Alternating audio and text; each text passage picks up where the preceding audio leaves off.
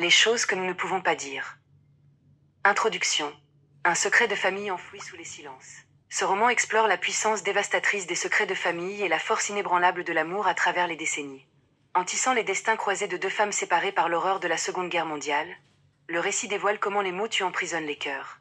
C'est une œuvre poignante qui rappelle que la vérité, même douloureuse, est l'unique chemin vers la liberté émotionnelle et la paix intérieure. Chapitre 1. Deux époques, deux femmes et des mots prisonniers. Le silence prend de multiples formes, tantôt protecteur, tantôt destructeur, et c'est au cœur de cette absence de mots que s'enracine le début de cette histoire bouleversante. Le récit s'ouvre sur un contraste saisissant entre deux époques, deux réalités et deux femmes que tout semble séparer, mais qui sont intimement liées par le sang et par l'incapacité de communiquer. D'un côté, l'histoire plonge le lecteur dans le quotidien étouffant d'Alice, une mère de famille vivant dans la Floride contemporaine. Sa vie est une course effrénée, une lutte constante pour maintenir un semblant d'équilibre au sein d'un foyer au bord de l'implosion. Son fils, Eddie, est un jeune garçon brillant mais atteint de troubles du spectre de l'autisme, ce qui rend ses interactions avec le monde extérieur extrêmement complexes. Pour s'exprimer, Eddie dépend entièrement d'une application de communication alternative installée sur sa tablette. Chaque demande, chaque émotion doit passer par cet écran, créant une barrière technologique qui, bien que salvatrice, souligne cruellement la difficulté de se faire comprendre. Alice consacre chaque once de son énergie à anticiper les crises de son fils, à décoder ses besoins et à le protéger d'un monde qui ne saisit pas sa singularité. Cette dévotion maternelle, bien qu'admirable, a un coût exorbitant. Elle a progressivement érigé un mur de glace entre Alice et son mari, Wade. Leur mariage n'est plus qu'une cohabitation silencieuse, une succession de journées où les véritables sentiments sont enfouis sous les nécessités du quotidien. La communication est devenue le grand fantôme de leur relation, un spectre qui hante les couloirs de leur maison sans jamais prendre forme. Alice se sent désespérément seule, noyée dans ses responsabilités, incapable de formuler sa propre détresse. De l'autre côté du miroir temporel, le récit transporte le lecteur dans la Pologne rurale de 1938, à Trzebinia. Là, une jeune fille nommée Alina mène une existence baignée de lumière, d'innocence et de certitude. À 15 ans, Alina est profondément amoureuse de Thomas, un jeune homme de son village avec qui elle partage des rêves d'avenir radieux. Leur amour est pur, évident, et semble indestructible. La vie à la ferme familiale est rythmée par les saisons, les récoltes, les rires de ses frères jumeaux et la chaleur d'un foyer uni. Dans ce monde d'avant-guerre, les mots coulent de source. Les promesses s'échangent sous le ciel étoilé, les projets de mariage se dessinent avec la candeur de la jeunesse. Alina et Thomas sont convaincus que rien ne pourra entraver leur bonheur. Les rumeurs de tensions politiques en Europe, les discours menaçants qui résonnent au-delà des frontières, tout cela leur paraît lointain, presque irréel. Ils vivent dans une bulle de tendresse, protégés par l'insouciance de leur âge et par la beauté de la campagne polonaise. Cependant, le basculement s'opère de manière brutale dans le présent d'Alice. Le pilier de sa vie, sa grand-mère bien-aimée qu'elle appelle affectueusement Babcia, est victime d'un accident vasculaire cérébral massif.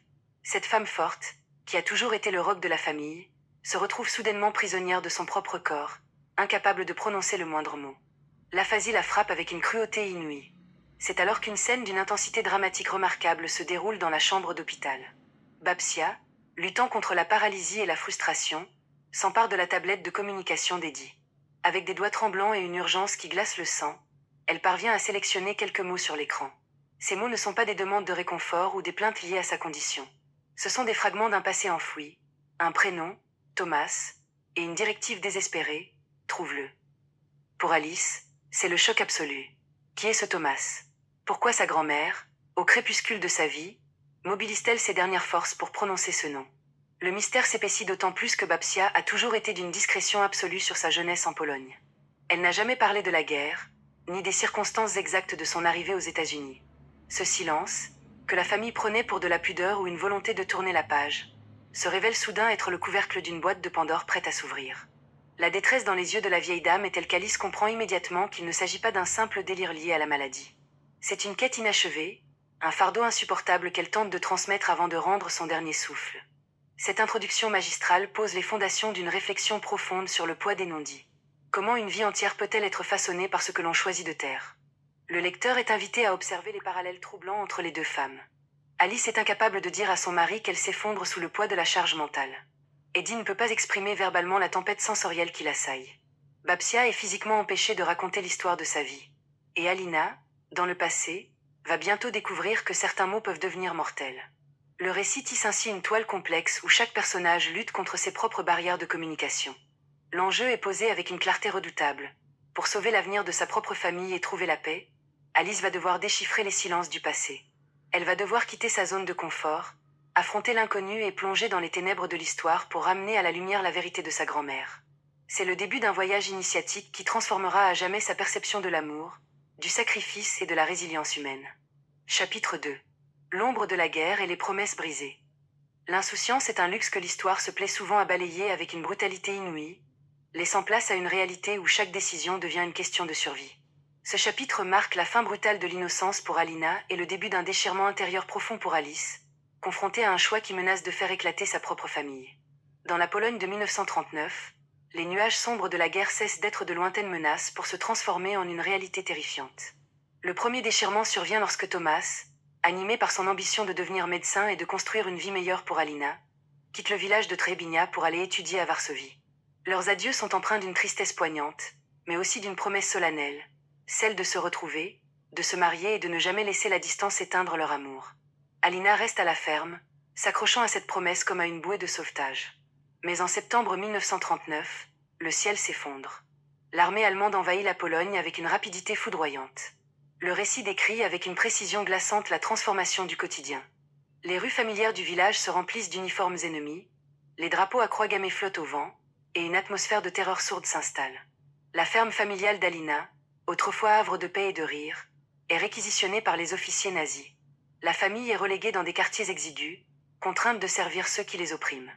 La perte de liberté est totale, insidieuse et humiliante. Chaque geste est surveillé, chaque parole doit être pesée. Alina voit ses parents vieillir prématurément sous le poids de l'angoisse et de la soumission forcée. Ses frères, autrefois pleins de fougue, doivent dissimuler leur colère pour ne pas attirer les représailles. Le silence, qui dans le présent d'Alice est une barrière émotionnelle, devient ici un bouclier vital. Parler trop fort, exprimer une opinion, ou même croiser le regard d'un soldat peut signifier la mort. L'angoisse d'Alina est décuplée par l'absence de nouvelles de Thomas. Varsovie est à feu et à sang, les communications sont coupées, et l'incertitude ronge la jeune fille de l'intérieur. Est-il vivant? A-t-il pu fuir? La promesse de leur amour semble soudain bien fragile face à la machine de destruction nazie. Pendant ce temps, dans le présent, Alice est plongée dans une tourmente d'une autre nature, mais tout aussi dévastatrice pour son équilibre personnel. La demande de sa grand-mère, formulée à travers l'écran de la tablette, tourne à l'obsession.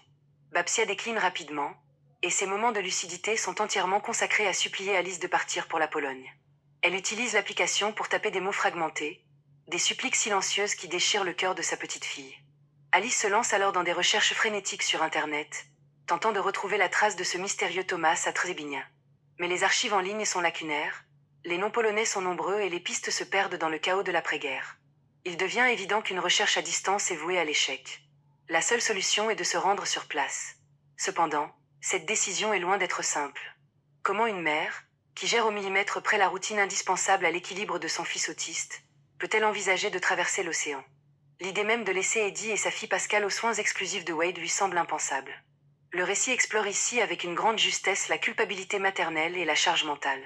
Alice est convaincue que sans elle, son foyer va s'effondrer. Lorsqu'elle aborde le sujet avec Wade, la tension atteint son paroxysme. Leur incapacité à communiquer sainement transforme la discussion en un champ de mine. Wade, qui se sent depuis longtemps exclu de la relation fusionnelle entre Alice et Eddie, perçoit cette demande comme une folie, une fuite en avant irresponsable. Il ne comprend pas l'urgence de cette quête pour un homme disparu depuis 70 ans. Les disputes s'enchaînent, révélant les failles profondes de leur mariage. Alice reproche à Wade son manque d'implication, tandis que Wade reproche à Alice son besoin de tout contrôler et son manque de confiance en lui en tant que père. C'est un dialogue de sourds, une illustration parfaite des ravages causés par les mots que l'on ne dit pas au bon moment. Pourtant, face à l'agonie de la femme qu'il a élevée et aimée inconditionnellement, Alice sent qu'elle n'a pas le choix. Babcia lui a tout donné. Elle lui doit bien cette dernière tentative pour apaiser son âme. Dans un acte de bravoure qui la surprend elle-même, Alice prend la décision de partir. Elle organise son absence avec une minutie obsessionnelle, rédigeant des listes interminables d'instructions pour Wade, tentant de pallier son absence par des mots écrits. Ce départ marque un tournant décisif dans l'histoire. Pour Alina, c'est l'enfoncement dans les ténèbres de l'occupation, l'apprentissage de la peur quotidienne et la perte de ses repères. Pour Alice, c'est un saut dans le vide, un arrachement à sa routine sécurisante pour affronter les fantômes d'un passé qu'elle ignore tout. Les deux femmes, à des décennies d'écart, se retrouvent face à des épreuves qui exigent d'elle un courage qu'elle ne se soupçonnait pas. Le lecteur est tenu en haleine par cette double tension. Survivra-t-on à la guerre d'un côté, et le mariage d'Alice survivra-t-on à son absence de l'autre? La progression narrative s'accélère, portée par l'urgence de la situation médicale de Babsia et par l'euthanasie qui se resserre inexorablement sur la petite ville de Trzebinia. Les promesses brisées par l'histoire vont devoir être réparées par la volonté inébranlable d'une petite fille en quête de vérité. Chapitre 3. Le voyage vers l'inconnu et les fantômes du passé. Quitter ses certitudes pour plonger dans les abysses de l'histoire exige un courage singulier, celui d'accepter que la vérité puisse redessiner entièrement les contours de sa propre identité. Ce chapitre accompagne Alice dans son déracinement physique et émotionnel, tout en dévoilant les actes de résistance silencieuse et périlleuse d'Alina face à l'horreur grandissante. Le vol vers la Pologne est pour Alice une parenthèse suspendue entre deux mondes.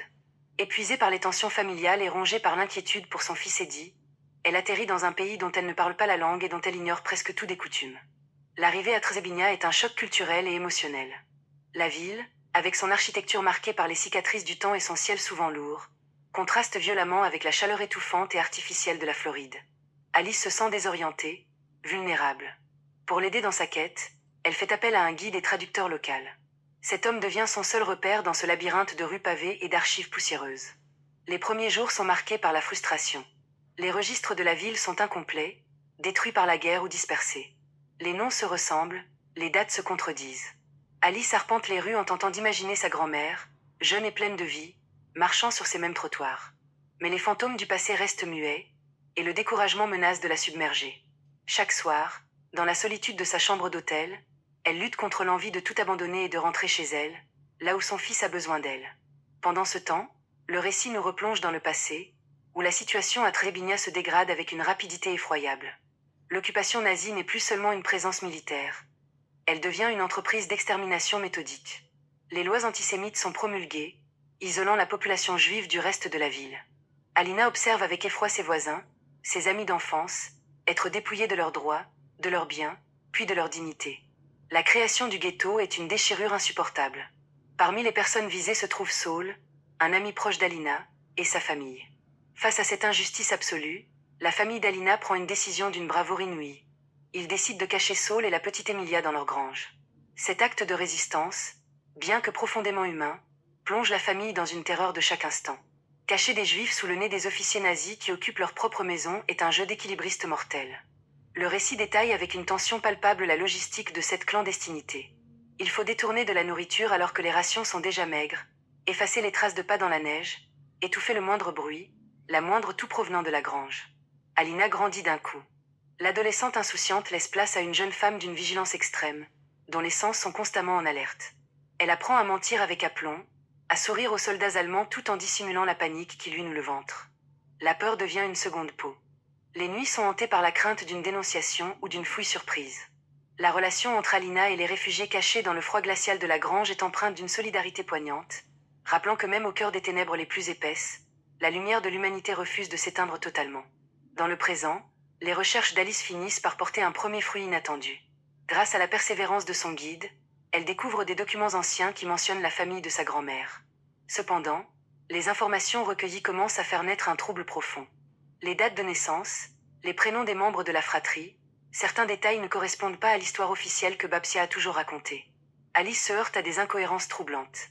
Pourquoi les registres indiquent-ils des éléments si différents de la mémoire familiale? Est-ce une erreur administrative due au chaos de la guerre? Ou y a-t-il un secret plus lourd dissimulé sous ces divergences?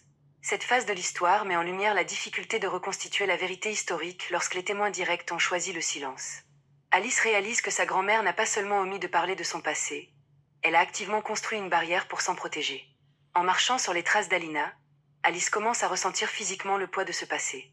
Elle visite les lieux où la ferme familiale se dressait autrefois, elle observe les paysages que les yeux de sa grand-mère ont contemplés. Une connexion invisible, presque mystique, s'établit entre les deux femmes.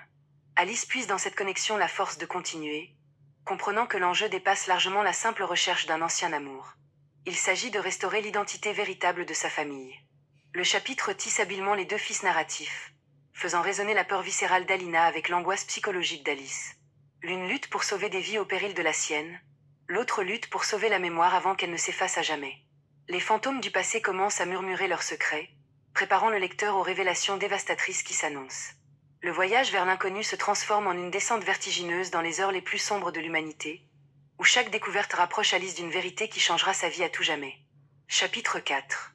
La terreur au quotidien et les actes de bravoure.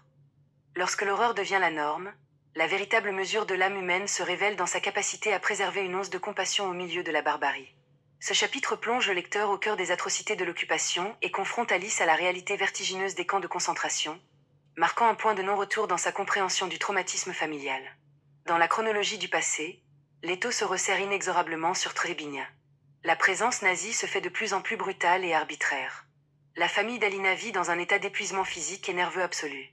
Les frères d'Alina, refusant de rester passifs face à la destruction de leur pays, s'impliquent secrètement dans des mouvements de résistance. Cette décision, bien que noble, ajoute une couche de danger mortel au quotidien déjà précaire de la famille. Les rumeurs concernant le sort réservé aux Juifs et aux opposants politiques se font de plus en plus précises et terrifiantes. Le nom d'Auschwitz, situé à quelques dizaines de kilomètres seulement, commence à circuler à voix basse, porteur d'une menace indicible. Alina continue de veiller sur Saul et Emilia, cachés dans la grange. Les hivers polonais sont impitoyables, et maintenir les fugitifs en vie relève du miracle quotidien. Le récit décrit avec une intensité poignante les expéditions nocturnes d'Alina pour leur apporter de maigres rations de nourriture, bravant le froid mordant et le risque d'être abattue à vue par les patrouilles. Chaque craquement de branche, chaque aboiement de chien fait sursauter son cœur. La jeune fille est contrainte de grandir trop vite, sacrifiant son innocence sur l'autel de la survie. L'absence de Thomas est une plaie ouverte qui ne cesse de saigner. Elle s'accroche à son souvenir, se repassant mentalement leurs moments de bonheur pour ne pas sombrer dans la folie. L'amour devient son unique rempart contre le désespoir, la seule chose que les nazis ne peuvent lui confisquer. Dans le présent, la quête d'Alice prend une dimension profondément solennelle. Pour comprendre l'environnement dans lequel sa grand-mère a évolué, elle décide de visiter le camp de concentration d'Auschwitz-Birkenau. Cette visite constitue l'un des passages les plus bouleversants du récit. L'auteur ne se contente pas de relater des faits historiques. Elle décrit l'impact viscéral, presque physique, que ce lieu de mort exerce sur Alice.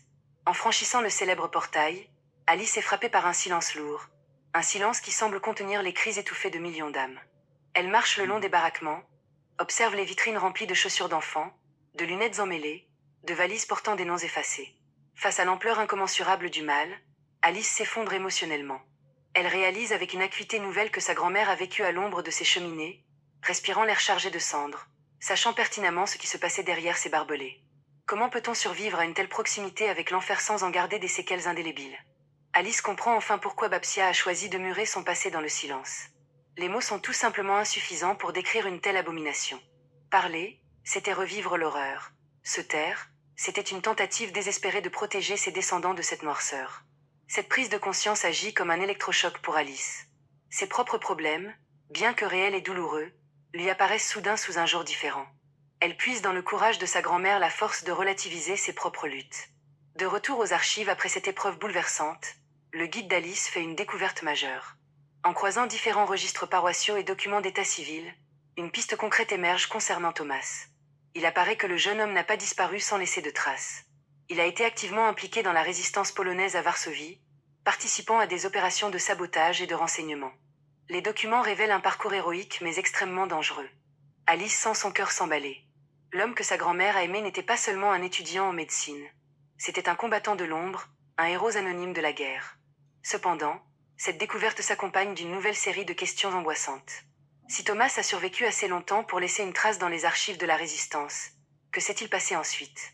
Pourquoi n'a-t-il jamais retrouvé Alina après la guerre? Les pièces du puzzle commencent à s'assembler, mais l'image qui se dessine est empreinte d'une tragédie imminente. Le chapitre se clôt sur une tension narrative extrême. Dans le passé, la cachette dans la grange est sur le point d'être découverte, menaçant la vie de toute la famille d'Alina. Dans le présent, Alice est sur le point de percer le secret le mieux gardé de sa famille, un secret qui remettra en question tout ce qu'elle croyait savoir sur ses origines. La terreur et la bravoure se côtoient à chaque page, rappelant que dans les moments les plus sombres, les choix que nous faisons définissent notre humanité pour les générations à venir. Chapitre 5. L'horreur des camps et la quête de vérité. Il est des vérités si lourdes qu'elles écrasent ceux qui les portent, et des tragédies si absolues qu'elles redéfinissent l'essence même d'une identité.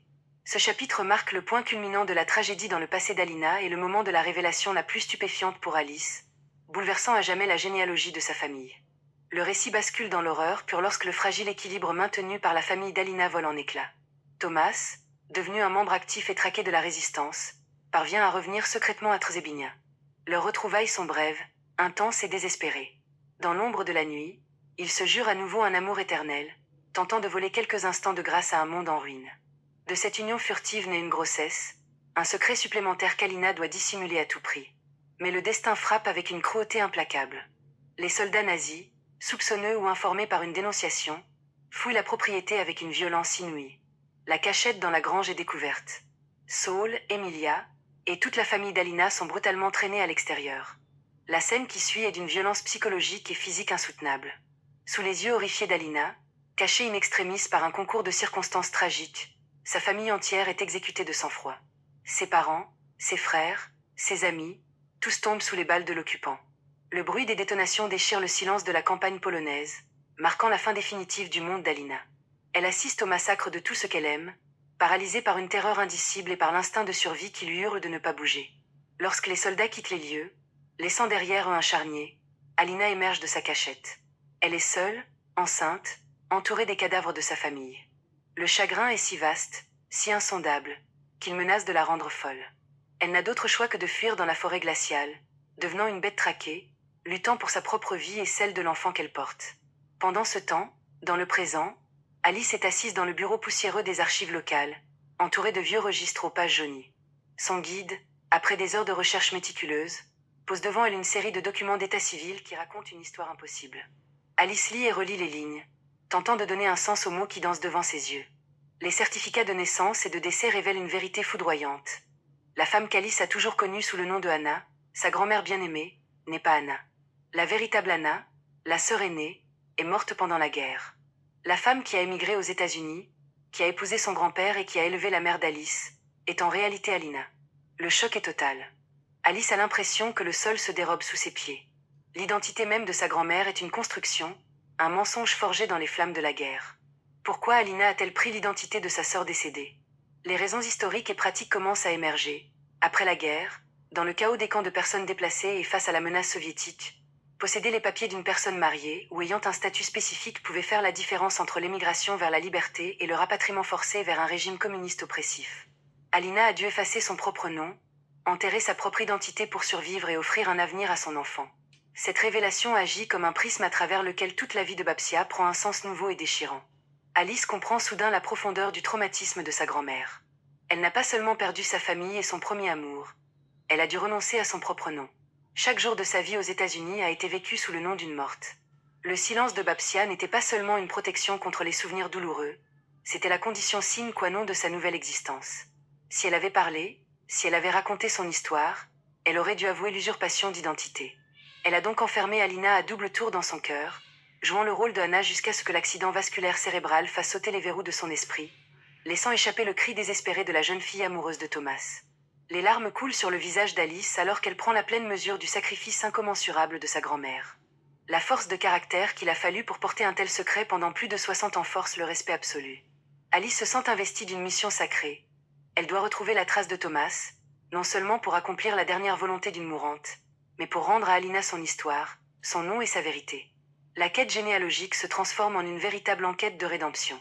Les documents indiquent que Thomas a survécu à la guerre, contrairement à ce qu'Alina a toujours cru. Le drame des occasions manquées et des destins brisés par le chaos de l'histoire se dessine avec une ironie cruelle. Le chapitre s'achève sur cette prise de conscience vertigineuse, propulsant Alice vers l'étape finale de son voyage. La rencontre avec le passé vivant et la découverte des mots qui n'ont jamais pu être dits. Chapitre 6. Les révélations bouleversantes et le poids des sacrifices. Le drame humain atteint son paroxysme lorsque l'on découvre que des vies entières ont été façonnées par un simple malentendu, une lettre égarée ou un silence imposé par le chaos. Ce chapitre dévoile l'ampleur tragique de la séparation entre Alina et Thomas, et accompagne Alice dans la découverte d'un trésor émotionnel inestimable qui changera sa vision de l'amour. Dans la forêt polonaise, livrée à elle-même et au froid mordant, Alina donne naissance à son enfant dans des conditions d'une précarité absolue. C'est une petite fille, Julita. La survie de la mère et de l'enfant relève du miracle, portée par la volonté farouche d'Alina de préserver la seule trace vivante de son amour pour Thomas et de sa famille anéantie. À la fin de la guerre, l'Europe est un champ de ruines, un continent de personnes déplacées errant à la recherche de leurs proches. Alina tente désespérément d'obtenir des nouvelles de Thomas. On lui rapporte qu'il a été tué lors de l'insurrection de Varsovie. Le cœur brisé, convaincue que l'homme de sa vie est mort en héros, Alina prend la décision déchirante de tourner la page pour sauver sa fille. Elle endosse l'identité de sa sœur défunte, Anna, épouse un homme bon qui accepte de l'emmener loin de ce cimetière à ciel ouvert, et embarque pour les États-Unis. Elle enfouit Alina et Thomas dans les tréfonds de sa mémoire, scellant la tombe de son passé. Cependant, la vérité que découvre Alice dans le présent est d'une ironie cruelle et dévastatrice. Grâce à l'aide de son guide et aux réseaux sociaux, Alice parvient à localiser les descendants de Thomas. Avec une appréhension mêlée d'espoir, elle se rend à leur rencontre. Elle est accueillie par une famille polonaise chaleureuse, intriguée par la démarche de cette Américaine. C'est là que le coup de grâce émotionnel lui est porté. Thomas n'est pas mort pendant la guerre. Il a survécu, gravement blessé, et a passé des années à chercher Alina. Mais comment aurait-il pu la trouver, puisqu'elle avait changé de nom et quitté le continent sous l'identité de Hannah?